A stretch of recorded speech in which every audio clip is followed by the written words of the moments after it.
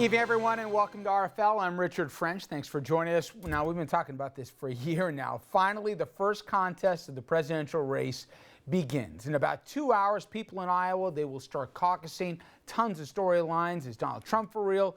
Will Hillary beat Bernie Sanders? And so much more. Let's begin our coverage live in Des Moines with Brandy Head. The countdown is on here in Iowa. We're in the media center where later this evening we're going to be getting some of these caucus results in electronically. And after all the time and money spent in this state, soon this race will be out of the candidates' hands. Wow, what a crowd. What a great look at this. It's decision day in Iowa. I believe we will win. I'll unite the Republican Party. After months of television ads and campaign stops, it's down to the wire for the frontrunners. Hillary Clinton and daughter Chelsea rallying the troops before they canvass neighborhoods, convincing voters to caucus. I'm so excited about tonight. I'm feeling so energized because of all of you. Many voters admit, though, they can still be persuaded to change their minds. It's going to be a very tough choice. I'll just see what I feel at the caucus. It's a tight race between Clinton and her Democratic opponent, Bernie Sanders. If a lot of non-traditional voters, younger people, working class people, if they come out in big numbers, we'll win. On the GOP side, a new Quinnipiac poll out today shows Donald Trump widening his lead over Ted Cruz. Trump holding this last-minute rally today with Sarah Palin. This is the day we take our country back. If Donald Trump were to pull it out tonight, he'll win overwhelmingly in New Hampshire. Then he'll win South Carolina. It's very difficult to stop. Now, when you talk about the ground game, Donald Trump has spent roughly 28 days here in Iowa. That's less than half the amount of time someone like Rick Santorum has spent here on the ground. And still, Santorum's numbers, his poll numbers, are nowhere near Trump's. The caucuses begin at 7 p.m. here Central. Reporting live in Des Moines, Brandy at ABC News. Now back to you. Thank you very much, Brandy. And again here, in 2 hours' time, for our Eastern time here, they begin in Iowa, and so does the presidential process. As I said off the top, after a seemingly unending month after month of all the hype, finally begins. Now, before you say, okay, well, this is our regular night, well, primaries are the same state to state for the most part. Caucuses, a lot different. So what we thought we'd do is get you an expert's vantage point, someone who's covered a ton of these, to explain exactly how a caucus works. Let's bring in the University of Iowa political science professor, Tim Hagel. All right, so for most of our audience who've never seen, let alone participated in a caucus, explain what's going to be happening later on tonight, where not only residents, but in many cases, neighbors are going to get together in schools, they'll get together at city halls, fire stations, even churches, and then the process begins. Take us behind those doors. Well, initially, everything starts at 7 o'clock, but the check-in usually begins a little bit earlier than that. People that aren't registered for the party with whom they want to caucus need to re-register. You have to be a Democrat or Republican to caucus. So that takes a little bit of time, and then once the meeting starts, you have some administrative things that have to go through, forms and things to fill out. And then we get to the important part, the presidential poll. And both parties will have representatives of their candidates give a little speech. The smaller number of Democrats this time means that theirs will go a little bit quicker. And then this is where we see a difference between the Republicans and the Democrats, where the Republicans then just have a vote, tally up the totals, and report them. For the Democrats, they actually physically get up, walk around the room, they form groups. And if you have less than 15% support in your group, then you have to perhaps find a different group to join. And so that takes a little bit more time to get realigned. And then once they get realigned properly, then they report their results as well. That may take an hour, maybe as much as 90 minutes for the Democrats. And then you go on to other party business, electing delegates to county conventions, members of the party central committees, and then ultimately the platform. So sometimes if people want to really talk about things, it can last 2-3 hours. But a lot of times it can even only last maybe an hour and 90 minutes. You know, Professor, in our neck of the woods, people will close the curtain, they'll vote. But it's different, a vote versus a delegate. Explain the distinction and how it works. Well, again, on the Republican side, it's closer to a secret vote. It's not quite the point where you, like you say, pull a curtain, you vote, and then you come out.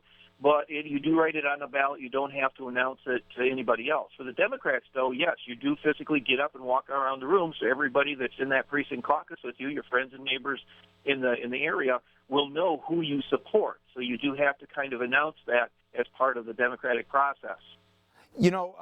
Organizing is, they always say, a huge part, ground games, et cetera, but especially true in Iowa. So I think people should get a cautionary tale. Don't always believe the poll numbers because it's very different in Iowa. You got to get them to actually show up to the caucuses. And historically, that's borne out to be the case, hasn't it?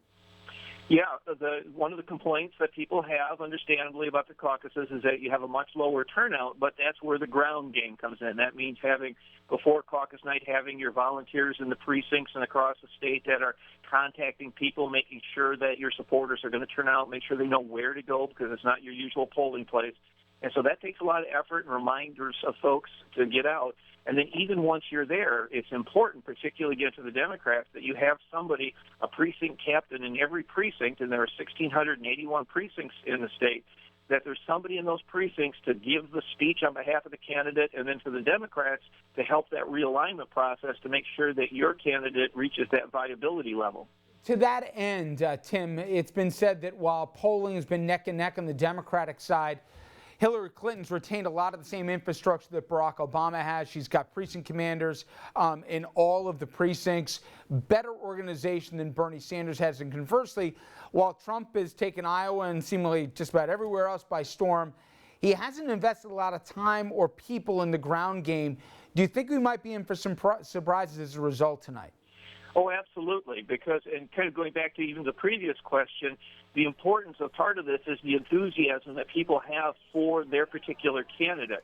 And Hillary Clinton has a very solid ground game, but Bernie Sanders is pretty good too, but also his supporters tend to be, on average, more enthusiastic. And so you can kind of get those people out to the caucuses on the combination of a ground game and the enthusiasm.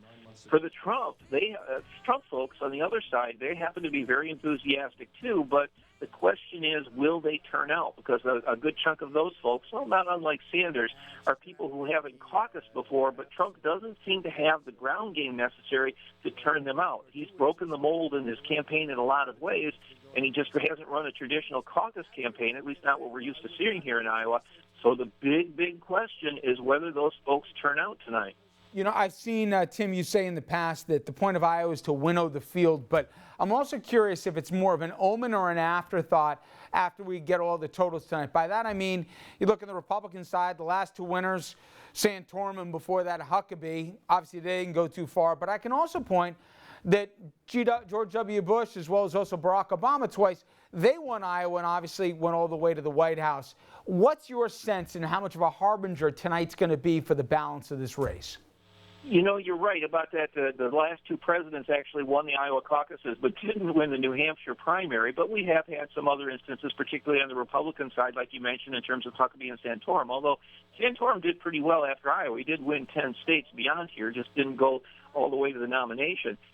In terms of actually what it means for tonight, we really have to wait and see what the results are, because there are these big questions about whether Trump's going to have the turnout necessary, whether it's an empty shell of a campaign. We just don't know at this point, and so that's why it's so important to see what happens. Will Cruz's stronger ground game come on strong? We just really don't know.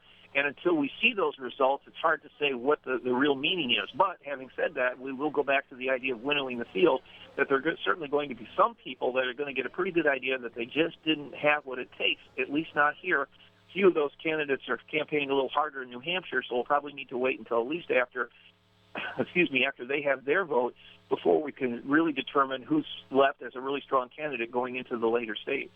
Well, Professor Hagel, I know you'll be speaking to a ton of people today. I appreciate you making time for us. Thanks again. You're very welcome. All right, when we come back, we'll bring our panel in and we'll talk about, among other things, is Donald Trump really for real? And trust me, if he wins Iowa, you tell me where this train stops. We'll find that out. And is Bernie Sanders a real threat to Hillary Clinton or just a media phenomenon? If he wins tonight, he'll probably win New Hampshire, and then we've got a fascinating road ahead for the Democratic primary. We'll get into that and much more straight ahead.